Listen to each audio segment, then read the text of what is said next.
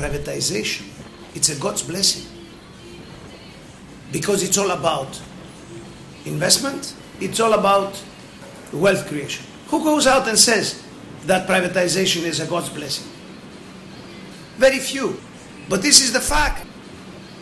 Growth in this country depends on privatization. So we are the last hope and the last resort of Greece. It's the free market competition. Someone wins, someone loses. Now, if you start crying your head off because some people are taking advantage of your misery, I mean, it's your own responsibility to turn things around. It's a matter of thinking. So, of course, it's true. If Greeks were averagely clever, they're just preaching. They're just saying no, no, no. Fuck you. Tell me how, yes. Sorry, this is the thing. Don't tell me now why not. I know the why nots. It's conventional wisdom. Tell me how, yes. How can we make things happen?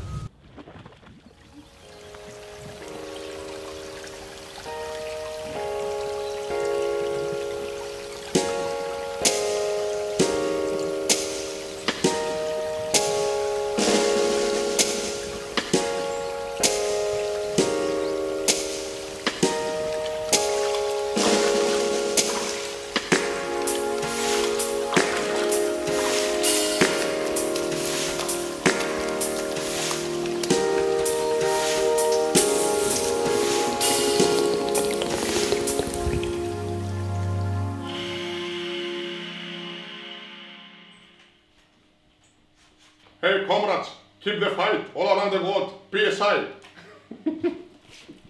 What is missing, so.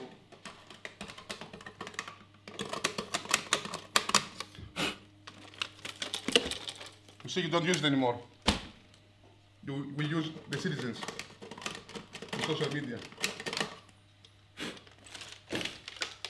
Water privatization is an issue of society, not only an issue of unionists. We're really involved in this struggle, not only because we're running for our jobs, we're part of the society, we drink water, we use water every day. Civil society asked for us, for our help, because they know that we have the knowledge from inside of the company, what's going on with the agreements, with the obligations, all of this, with the visits of the multinationals. People need water, human body is 70% of water, water is everywhere. Water is life, and I think privatizing water is privatizing our lives. Recently, the Thessaloniki Water Workers Union joined with civil society groups to create Sosto to Nero, a coalition dedicated to the fight against water privatization. Personally, I thought this cannot happen in my city. They cannot go on with the privatization of the water. So we started working together, and then we thought, what can we do? So what everyone was thinking in Thessaloniki was that in order to struggle against privatization, we have to find something new, not just close the water company and make a protest or something that common. So the idea to invent Sosto Nero as a place that everyone can come and say their voice and their opinion was something bigger than just the trade union struggling. And then we had this idea of a referendum. And we made it happen. And we're very proud about it.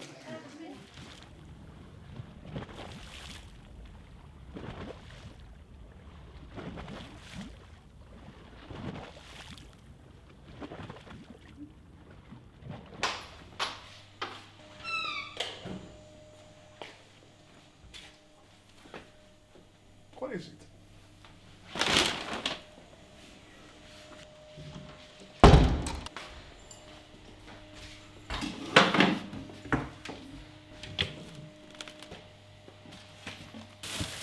No. Ah, yes. Yes. Here they are.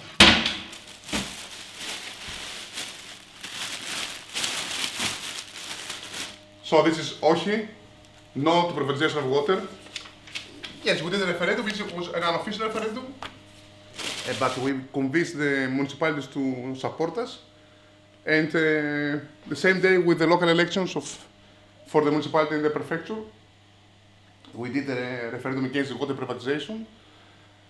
Yes, I must mention that speaking with our allies from Europe, they said that the Italians and the other referendums, the answer must be positive, yes. So the question should be something that make people say yes to make a positive feeling for them. But you're in Greece. In Greece, everything is opposite. So in Greece, it's a tradition to όχι, to no, because when the Nazi occupation was, when the Nazis invasion started in 1940, the World War II, the Greek people and the Prime Minister at that season, when they asked to come and pass the country, the Italians, Mussolini, he said no, and this no stayed in history. So deep in the conscious is the right word, of Greek people, no is a very strong word.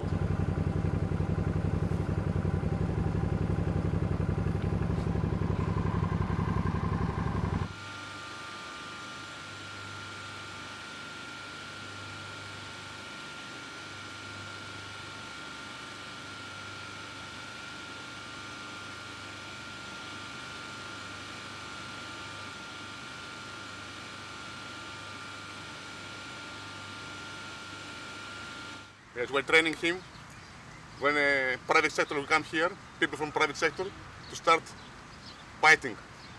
He's an anti-privatization dog. In 2013, started the biting for the company. There was an obligation to the biters that if you want to take place of the biting, you must visit officially with your technicians and your officers the facilities of the company. So Suez was here. You know, the union and the workers are very, very nervous. They want to react, they want to show their reaction, we don't want you here, you know. Suez, go home, you know, all this. And, you know, it's EIAT, it's the letters over there. It's εταιρεία ίδρυση από χέρι Θεσσαλονίκη, it's Thessaloniki Water and Sewage Company. We put a big banner over it, writing in France, allez. So, go. And my colleagues told me that Suez was smiling and taking pictures of this banner. And we put banners everywhere in our facilities. You think they got the message? Yes, they had the message from the very, very beginning. They know it. So what we're seeing in Greece is the influence of the Troika, which is composed of the European Central Bank, the European Commission, and the IMF. And for me, it's actually the equivalent of blackmail. What they're saying is, if you want to get access to loans to stabilize your economy, you've got to match a whole range of criteria, and one of them is you've got to sell off your public assets. So they're forcing private sector onto national and local governments. We don't live in a democratic country or a free country. We're not living in a free country. Since its forced creation by the Troika, TAIPED has been riddled by corruption scandals. In 2012, Anna Bubenakova, an EU appointee to TAIPED, was forced to resign after she was accused of privatizing public assets in Slovakia in the direct interests of her husband's company. Greek board member Anna Zwaro chose to resign out of protest, saying she had been forced to agree to privatization proposals and did not want to become a puppet of certain interests. In August 2013, TAIPED's new chairman, Stelios Stavridis, was fired after taking a ride in the private jet of a businessman who hours earlier had been awarded a lucrative TAIPED privatization deal. Two of the current members of the board, including the CEO and executive director, previously worked for companies who have now been awarded TAIPED contracts. Well, about TAIPED.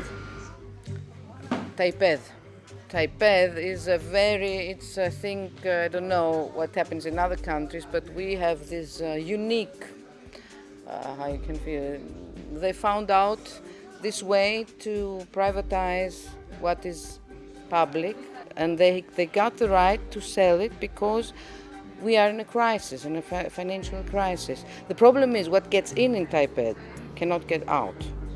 Anyway, I call it in the National Real Estate Office. All the treasures and all the values of the Greek state were put there to be sold to multinationals, to friends of the government, to people who own the government in their pocket. And that's their role. It's remarkable that people who own big law offices in the private sector are advisors of the Type-Ed.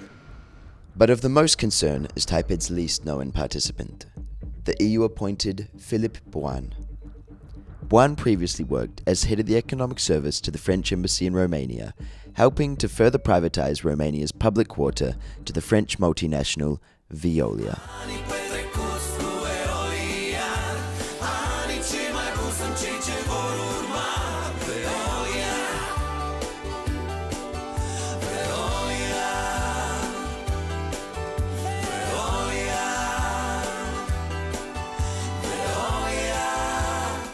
Je parle pour mon propre cas, qui est le cas de Veolia d'Apanova, où nous avons repris des services publics qui étaient gérés en régie et que nous avons mis au plus haut standard européen. The former Director General of Veolia's Romanian subsidiary company, Bruno Roche, has now been officially charged with corruption after supposedly bribing local Romanian officials to vote for aggressive water rate increases.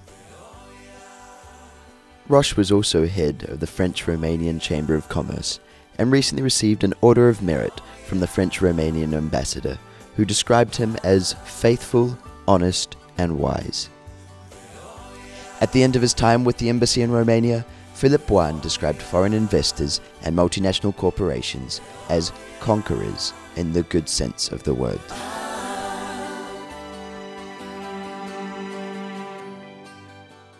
The links between the corporations and the embassies and diplomacy is deep-rooted. It's a form of neocolonialism. In terms of development dynamics, a number of rich and powerful countries are focused on winning contracts for their national companies. And so we do see the French embassy working very closely with the main French water companies, Suez and Veolia. Philippe Boin is not only one of the EU appointees to Type-Ed, he's now also head of the economic service to the French embassy in Athens. He has been involved in meetings between Suez and the French ambassador, as well as the recent visit of François Hollande to Greece, accompanied by Suez executives. Dans les valises de François Hollande, 5 grands patrons français venus serrer la main d'Alexis Tsipras et chercher leur part du gâteau grec. C'est un pays qui a très peu fait appel au privé et qui a besoin de se moderniser avec un transfert de savoir-faire des groupes étrangers. De toute évidence, c'est le bon moment pour venir en Grèce investir. Clearly, the interests of the corporation are the interests of the embassy. And the commercial section of any embassy works very closely with the companies and with the ambassador.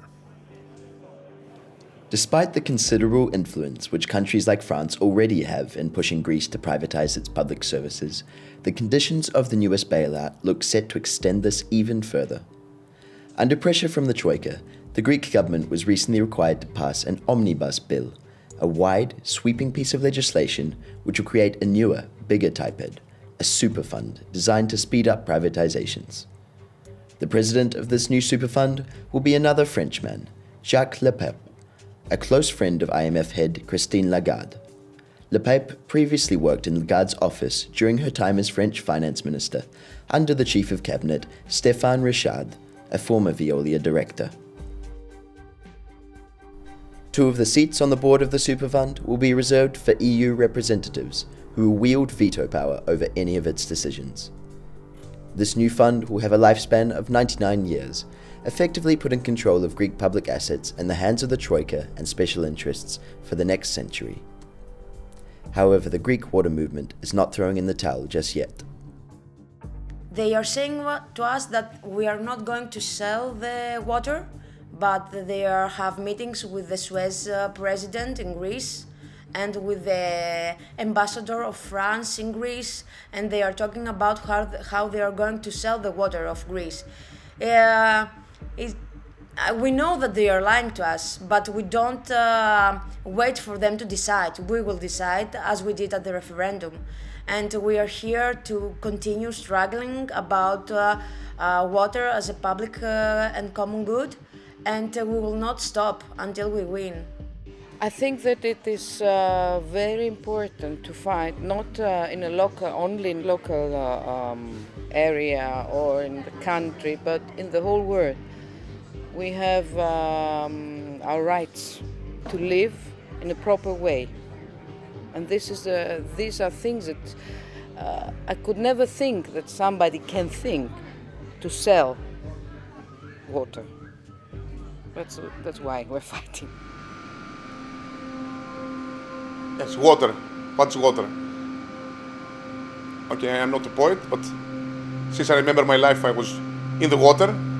I have especially this feeling that when you go to the sea, take a deep breath and go down to the bottom of the sea, you really feel that you're in your mother's belly when you're a baby. You're surrounded from water on these 9 months, and you really have this calm and this quiet down there. Yes, we, as human beings, we came from the water, we step out of the water, and we still live in the water. It's life.